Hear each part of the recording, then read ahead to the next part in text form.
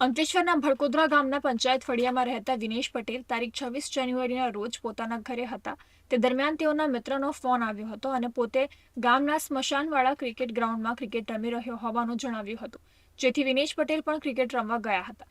તેઓ મેચ રમી ગ્રાઉન્ડની બહાર પોતાની બાઇક પર બેસી મોબાઈલ ફોન પર વાત કરી રહ્યા હતા. તે દરમિયાન ગામની નવી નગરીમાં રહેતો નિલેશ રમણ પટેલ ત્યાં આવી મારા છોકરાને કોણે માર્યો કહી આવેશમાં આવી જઈ ચપ્પુ વડે વિનેશ પટેલ ઉપર તૂટી પડ્યો હતો અને પેટ તેમજ છાતીના ભાગે ચપ્પુ મારી ઈજા પહોંચાડી હતી. ઈજાના પગલે ઈજાગ્રસ્ત યુવાને તાત્કાલિક સારવાર અર્થે અંકલેશ્વરની ઈએસઆઈસી હોસ્પિટલ બાદ વધુ સારવાર અર્થે ખાનગી હોસ્પિટલમાં ખસેડવામાં આવ્યા હતા. બનાવ અંગે અંકલેશ્વર જીઆઈડીસી પોલીસે હુમલાખોર નિલેશ પટેલ વિરુદ્ધ ભારતીય ન્યાય સંહિતાની કલમ 118 મુજબ ગુનો નોંધ્યો હતો. પોલીસે આ મામલામાં ગણતરીના દિવસોમાં જ આરોપીની ધરપકડ કરી કાયદેસરની કાર્યવાહી હાથ ધરી છે.